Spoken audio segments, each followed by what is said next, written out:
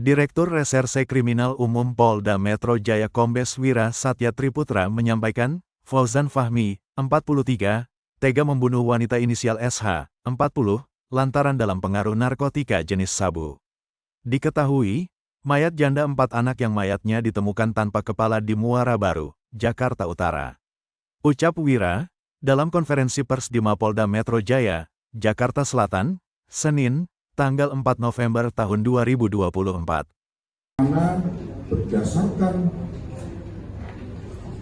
informasi yang kita dapatkan dari hasil analisis berdasarkan pengumpulan keterangan, petunjuk maupun alat bukti lain, dalam waktu kurang dari 24 jam tim berhasil melakukan penangkapan terhadap tersangka dengan inisial FF alias O alias OAP.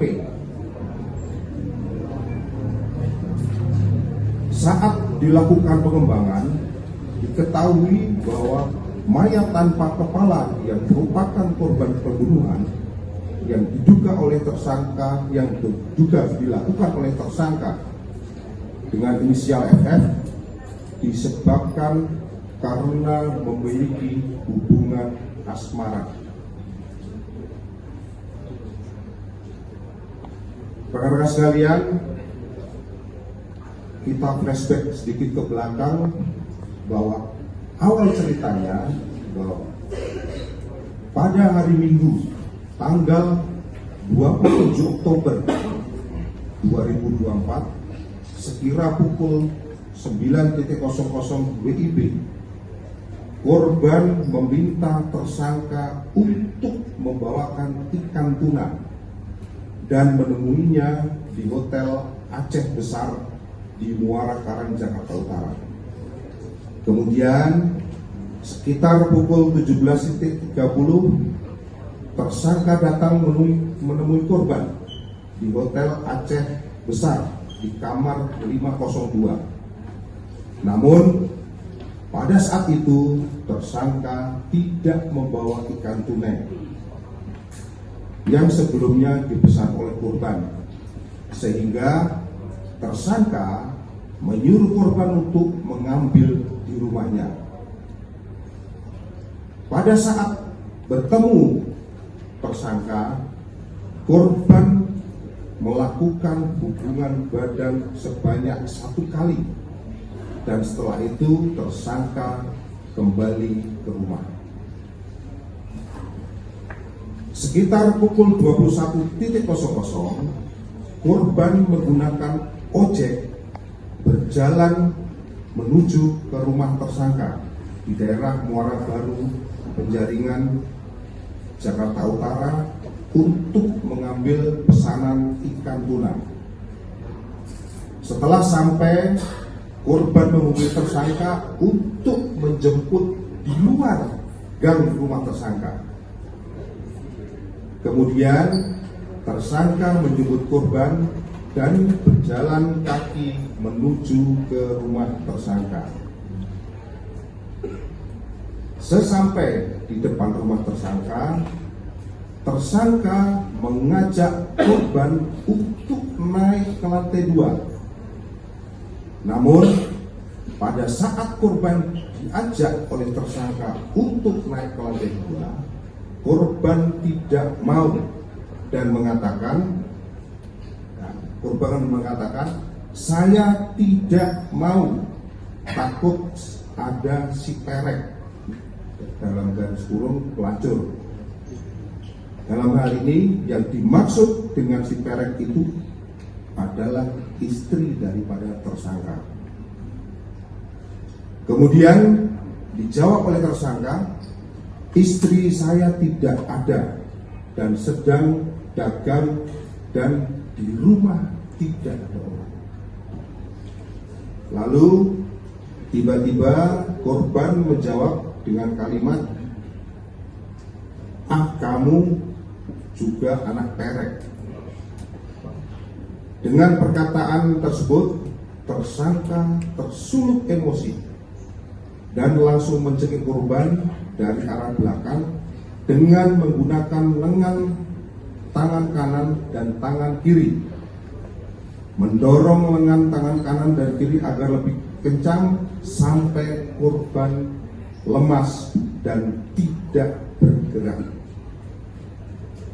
Selanjutnya, korban dibaringkan di jalanan depan rumah dan kemudian dari arah depan korban mencekik kembali dengan menggunakan kedua tangan kurang lebih selama 20 menit sampai muka korban membiru dan tidak bergerak lagi. Dikarenakan pada saat itu tersangka masih emosi, selanjutnya tersangka memiliki pikiran untuk memotong leher korban. Kemudian tersangka naik ke lantai 2 untuk mengambil pisau, kantong, dan karung kecil. Tidak lama kemudian tersangka kembali turun dan langsung mendorong leher korban hingga putus, dan tersangka melakukan hal tersebut kurang lebih selama 2 menit. Dalam arti tersangka memborok korban ini dilakukannya hanya dalam waktu kurang lebih 2 menit. Setelah itu, kepala korban dimasukkan ke kantong plastik dan dimasukkan kembali ke dalam karung kecil, yang kemudian tersangka melakukan atau mengupas kulit telunjuk dan jempol kanan maupun jempol kiri. Jadi dikupas ini telunjuk dan jempol kulitnya dengan menggunakan pisau dengan tujuan untuk menghilangkan jejak korban atau menghilangkan identitas korban.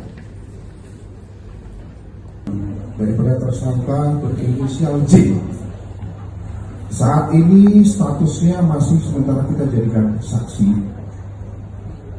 Sebagai saksi, nanti akan terus kita dalami keterlibatannya karena kita masih perlu keterangan maupun saksi yang lain. Apakah dia ini tahu yang di dalam bungkusan itu apa? Untuk memastikan itu saja. Kalau yang tidak tahu yang di dalam bungkusan itu apa, mungkin nanti akan kita simpulkan, tapi kita tetap nanti minta keterangan dari lapis. Yang pertama. Kemudian yang kedua, antara korban dengan tersangka ini sudah ada hubungan asmara semenjak tahun 2020. Kalau ada hubungan asmara 2020 berarti kenalnya pasti sebelumnya dong. Artinya ini mungkin sebelum 2020 itu sudah saling kenal. Kemudian kenapa pasalnya ini hanya sementara 338? Kenapa tidak 340? Perlu kami sampaikan kepada sekalian, kalau pasal 340 itu merencanakan pembunuhannya itu sebelum. Jadi artinya niat membunuhnya itu betul-betul sudah direncanakan itu. Kalau yang sementara hasil daripada keterangan baik pelaku maupun yang lain disertai dengan alat bukti maupun petunjuk, ini kejadiannya spontan, tersulut emosi. Terlebih lagi setelah tersangka ditangkap, kami melakukan tes urin terhadap pelaku, yang mana hasilnya adalah positif amfetamin. Artinya bahwa pelaku ini sepertinya baru saja mengkonsumsi narkotika jenis sabu-sabu. Sehingga ketika kejadian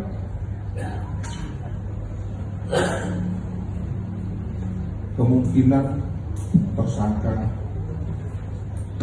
selesai mengkonsumsi sabu.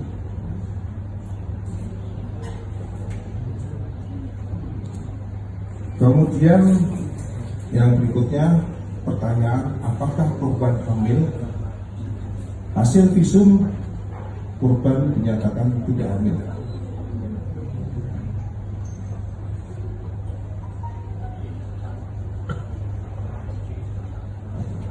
Kemudian untuk istri sah daripada tersangka, apakah mengetahui hubungan tersebut?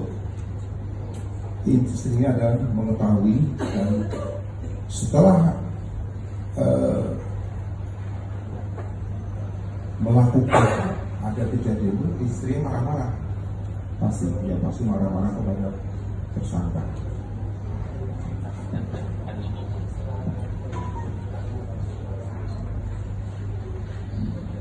Itu kira-kira. Oke, Mas. Cukup ya. Ada lagi? Jangan lupa subscribe ya.